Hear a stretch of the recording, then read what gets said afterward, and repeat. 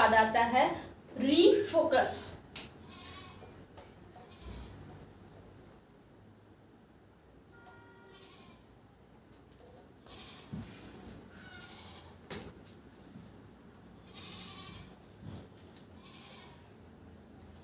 उसके बाद आता है रीफोकस।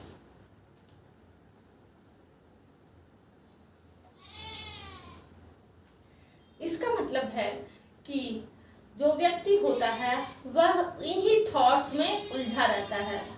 वह जो है रियलिटी में और जो उसका थॉट्स है इमेजिनेशन में फर्क नहीं समझ पाता है। यहाँ पर उसके थॉट्स जो उलझे हुए रहते हैं तो वह अपने कामों को अच्छे से नहीं कर पाता है। यहाँ पे जो उसका डेली रूटीन है वह डिस्टर्ब होता रहता है, बस वो थॉट्स में उलझा रहता है। तो अब वहाँ पर क्या करना है, उस व्यक्ति को रीफोकस करना है, मीन्स अपने थॉट्स को प्रेजेंट में लाना है। जो इमेजिनेशन में चल रहा है वह इमेजिनेशन से उसको हटा करके जो हमारा नेचुरल इन्वायरमेंट है उस पर लगाना है। जैसे कि डांसिंग हो गया, सिंगिंग हो गया, बुक्स रीडिंग हो गया, कुकिंग हो गया, मीन्स ऐसे कोई काम जिस पर कि वो अपना फुल कंसंट्रेशन लगा पाए। अब जब कोई अगर व्यक्ति डांस करेगा तो उसमें वह अपना फुल कंसंट्रेशन लगाएगा। उसका माइंड जब पूरी अपनी बॉडी को एक्टिव करेगा तो फिर क्या होगा, उसका जो माइंड का इमेजिनेशन है वो उससे दूर हो जाएगा क्योंकि वह प्रेजेंट में फिर रहेगा। तो यहाँ पर अपने जो अपना बिहेवियर, अपना थॉट्स है वह इमेजिनेशन से हटाकर रियलिटी पर फोकस करना है, फिर से प्रेजेंट में लाना है। उसके बाद आता है रीवैल्यू। रीवैल्यू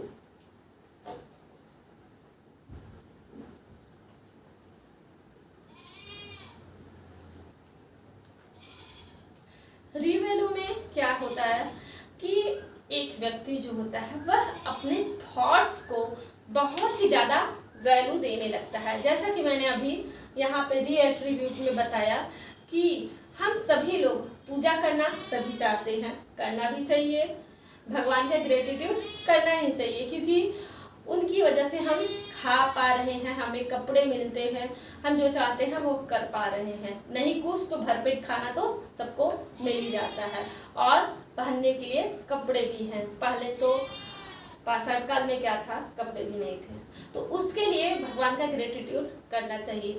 लेकिन जब जो ऐसे व्यक्ति होते हैं जिनको OCD हो जाती है या डिप्रेशन हो जाता है तो वो क्या करते हैं, सिर्फ और सिर्फ अपने थॉट्स को, अपने इमेजिनेशन को ही बहुत ही ज़्यादा वैल्यू देने लगते हैं, उन्हीं पर एक्शन करने लगते हैं। मन में जो थॉट्स आया उन पर एक्शन करते हैं, न कि रियलिटी पर एक्शन करते हैं।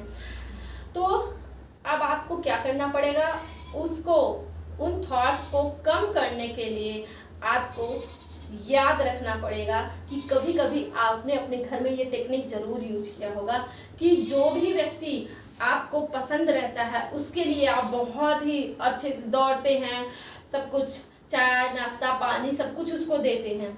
लेकिन जो आपको ज़्यादा पसंद नहीं रहता है, आप या फिर जिसको अवॉइड करना चाहते हैं कि ये मेरे यहाँ पे ना आए, तो आप क्या करते हैं, वो व्यक्ति आता है लेकिन आप तभी अपने कामों में लगे रहते हैं, उससे बहुत ज़्यादा बातें नहीं करते हैं। तो क्या होता है, धीरे धीरे उस व्यक्ति को भी एहसास हो जाता है कि अरे इसको तो मेरी कोई वैल्यू नहीं है, मतलब ये मुझे कोई भाव ही नहीं दे रहा है, तो अब मैं यहाँ पर आना कम कर दूँ। तो ठीक वैसे ही आपको अपने थॉट्स के साथ करना है। जब भी आपको कोई गंदगी के थॉट्स आ रहे हैं कि नहीं मेरे हाथ गंदे हैं, तो आप तुरंत पानी लेके मत दौड़िए, आई मीन्स हाथ को तुरंत धुलिए मत।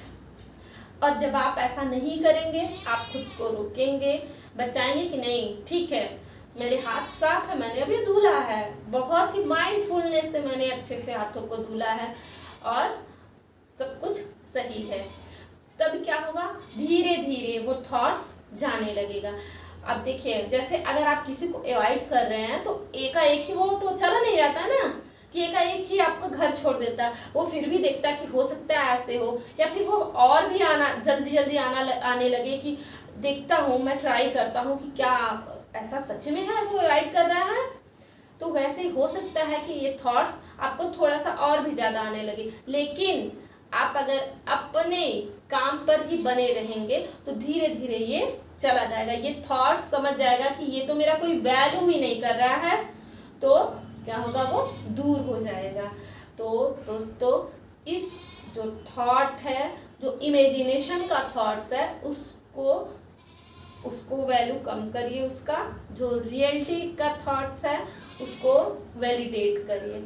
और इन्हीं टॉपिक पर कि कैसे आप अपने थॉट से आप अपनी खुद की दूरी बनाएंगे, इन सब चीज़ों पे भी मैं आगे वीडियो करने वाली हूँ। तो दोस्तों, अभी इसके आगे भी बहुत सारी प्रोसेस है, तो आप अच्छे तरीके से ठीक होना चाहते हैं तो मेरा नेक्स्ट वीडियो भी ज़रूर देखिएगा। तो दोस्तों, अब मैं यही कहना चाहूँगी कि खुश रहिए, मस्त रहिए, जहाँ भी रहिए हंसते रहिए।